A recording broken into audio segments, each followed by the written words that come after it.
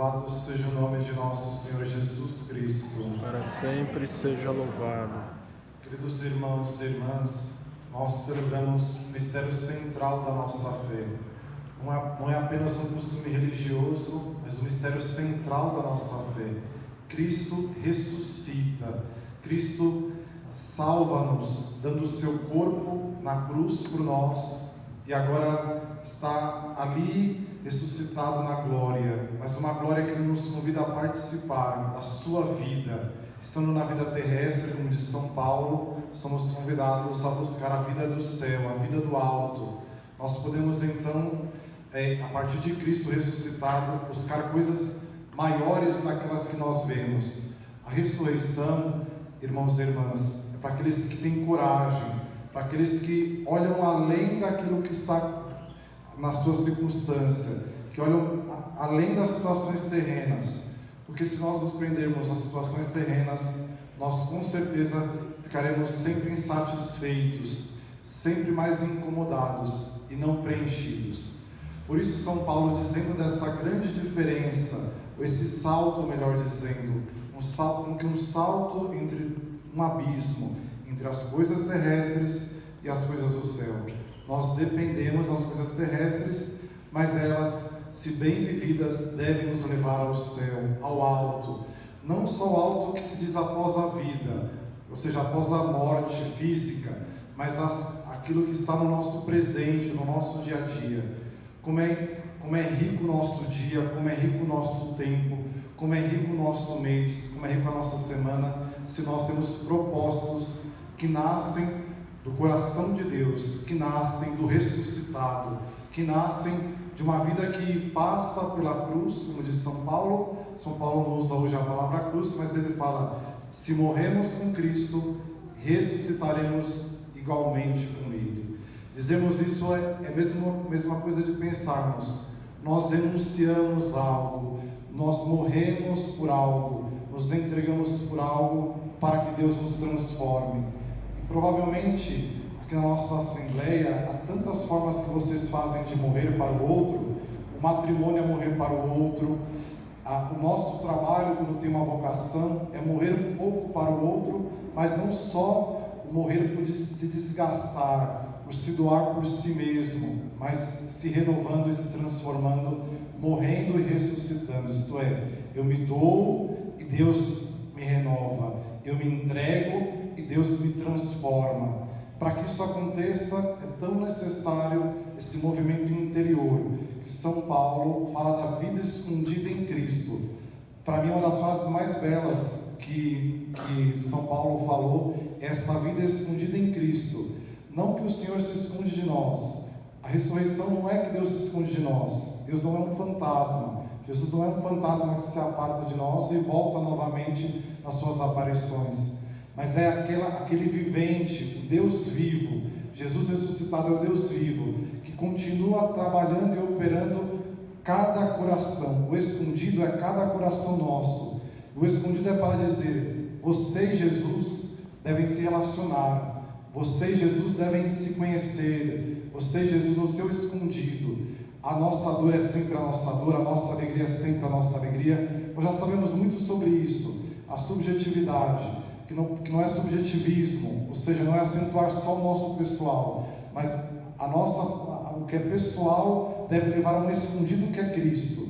Em Cristo eu completo o que me falta, em Cristo me dá sustento. É o que Maria Madalena experimentou, é o que São Paulo vai proclamar, que o ressuscitado faz. Irmãos e irmãs, a ressurreição, ela só é conhecida pelas pessoas que estão fora da igreja quando nós testemunhamos o encontro profundo com Jesus. A ressurreição não é palavra, não é uma fórmula, não é uma chave que se aperta e se muda e transforma, mas é esse crescente de Deus, onde nós deixamos no escondido da nossa vida Deus habitar. Alguns escondidos que nós não deixamos Deus entrar, alguns escondidos que nós ficamos talvez não deixando Deus transformar, purificar, porque talvez nos incomode, talvez nos transforme, talvez nos faça ter que movimentar um pouco mais. Então, qual é o nosso escondido onde Deus deve trabalhar mais? Qual é o nosso escondido onde Jesus já está presente? já está ressuscitando e nós precisamos deixar o Senhor trabalhar. É por isso que São Pedro, esse Pedro que fala agora na primeira leitura dos Atos, os Atos dos Apóstolos vai nos acompanhar ao longo desse tempo pascal inteiro. Pedro que está falando aqui não é o mesmo do Evangelho ainda. No Evangelho, Pedro está ainda a conhecer o ressuscitado, está em busca de compreender se Jesus está morto, se o seu corpo foi levado, se alguém fez algum mal ao corpo de Jesus. Então Pedro está em compreensão. Mas nessa passagem primeira que escutamos, é o Pedro já maduro, aquele Pedro que proclama como testemunha de que Jesus faz o bem a nós e cura os nossos demônios. Curar os nossos demônios é o que aconteceu na experiência com Maria Madalena, é o que aconteceu com a experiência de todos aqueles que se permitiram que o escondido entrasse, que o escondido que habitava a alma e o corpo entrasse o ressuscitado, a luz de Deus, a luz de Cristo viesse para nos curar e assim curar os nossos demônios. Os demônios estão dentro de nós. Ontem nós dizíamos na vigília pascal de um renuncio ao mal, renuncio ao demônio, renuncio ao pecado. São as renúncias que todos os dias somos chamados a fazer. Os demônios que ainda nos incomodam, os demônios que nos perturbam, os demônios que ainda tiram a nossa saúde espiritual, do corpo, que nos fazem talvez um pouco tirar a nossa paz, ou por vezes até tirar o nosso sono, a nossa tranquilidade. E Maria Madalena, como nós sabemos, essa mesma que faz a experiência, porque no Evangelho é exatamente isso. Ninguém conhece Jesus ressuscitado como que se fosse algo imediato, é um crescente, é um escondido. Maria Madalena vai se revelando a Jesus. Quando lemos os Evangelhos, Maria Madalena, para termos uma ideia da sua importância na Escritura, na Bíblia, na verdade, tem mais citações sobre ela que Nossa Senhora. Obviamente, Nossa Senhora é mais importante do que ela, porque é aquela que é a mãe do Salvador, preservada do pecado original, a mãe do Senhor e nossa mãe, entrega aos pés da cruz. Mas Maria Madalena abre a sua intimidade a Jesus, o seu escondido é revelado. Por que será que Maria Madalena teve grande confiança no Senhor? Por que será que ela foi ao túmulo do Senhor? Maria Madalena é a mulher do excesso do bem, por isso que ela vai até Jesus. Ela experimentou Jesus fazendo bem a ela. A Quaresma, a Páscoa, o Tríduo, para nós, é Jesus fazendo bem a nós, se dando totalmente, lavando os nossos pés, dando a vida na cruz, e cotidianamente, em cada dia, Jesus passando, fazendo bem a nós e curando aquilo que está dentro de nós. Nesse sentido, então, Maria Madalena nos ensina a ter excesso do bem, porque geralmente nós vemos, mas não é que seja tudo isso, o excesso do mal, isto é, o crescente do mal, que parece que não se acaba, que parece que aumenta, mas dentro de nós, há excesso de bem, há excesso do bem do Senhor feito em nós, convidado a fazer ao nosso próximo.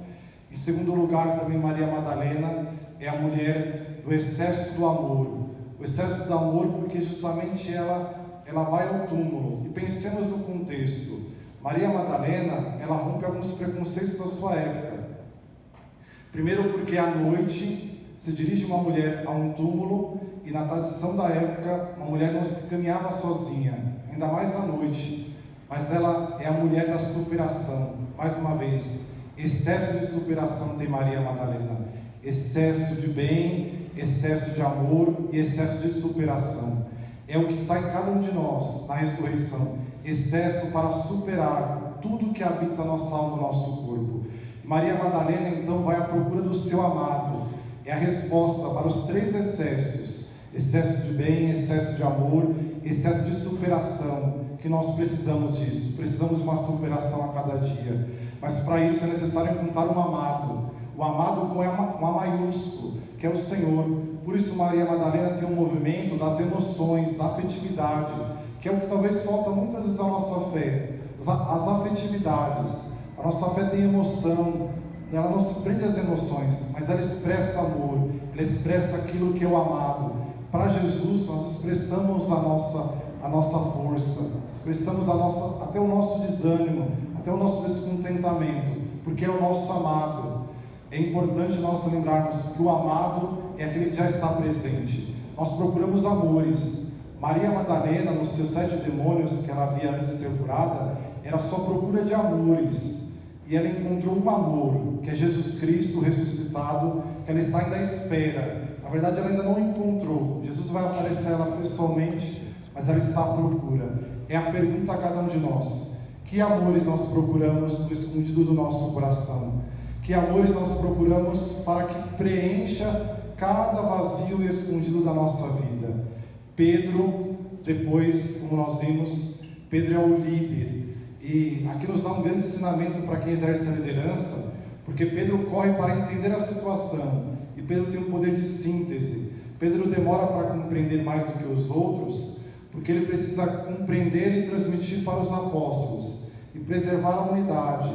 Mas ele tem o seu tempo, o seu caminho, mas ele está buscando. Pedro não desiste de ir ao encontro do Senhor, está perturbado, mas está à procura de um amado. Lembremos que Jesus vai aparecer a Pedro pessoalmente e dirá: tu me amas? Mais uma vez, à procura de um amado. Irmãos e irmãs, que essa Páscoa nos diga tantas respostas que o nosso coração precisa, respostas que só Deus, o ressuscitado, e nós faremos.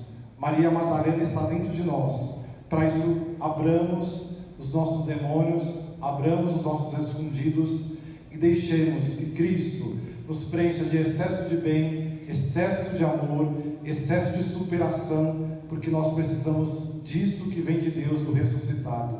Que o Senhor nos dê a graça de que esse tempo pascal que vai nos acompanhar seja o tempo da cura para nós, daquilo que perturba a nossa alma, daquilo que ainda falta. O que falta é o amado. Toda busca que nós percebemos que é uma insatisfação, que é um desejo não realizado, insuperável, dê um nome: é falta do amado, é falta de Jesus, o amado que deu a vida e que está vivo e ressuscita por nós. Que assim seja. Amém.